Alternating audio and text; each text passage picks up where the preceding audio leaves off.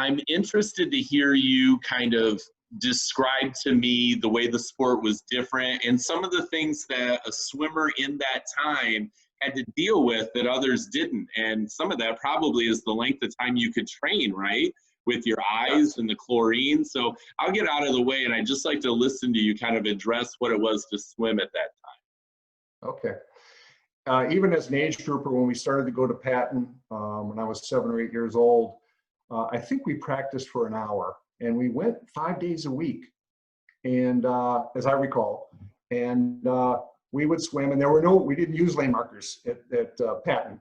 And he'd have the little guys like me and, you know, my brother and some of the guys a year or two older than me. And we'd be in one section of the pool. And I think we got there before the senior kids came in. And we would do our practices. And yeah, the chlorine was terrible. I remember swimming backstroke, and you'd look up at the recessed lights in the ceiling. And of course, there's a halo around them. There's like a rainbow around them because your eyes would get so burned. And we would do that for an hour or so. And then we would the same thing out at Brennan. This was really all through age group.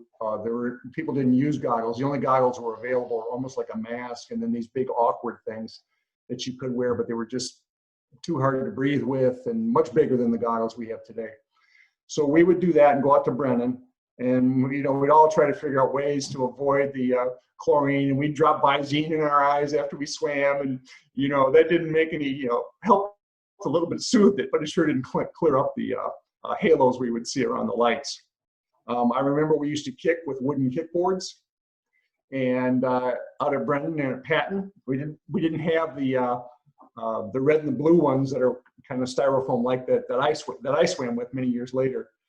We would do that, and we would also did a lot of pulling with inner tubes with the rubber band cut off, and you know, it cut off and like a rubber band, and you wrap that around your ankles. And Harry Hawk would say, tell all the little guys, go over to the 55-yard pool and swim a mile, pull a mile.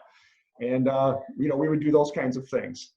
Then when I got a little older, it continued the no goggles, and we started to get to high school, and it was the same thing in high school. We didn't have goggles yet.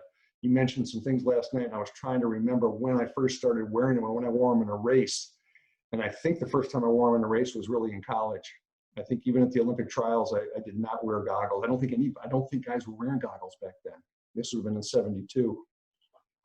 Training was much different than it is today. I think the young kids do a lot more yardage now than they did when I was younger.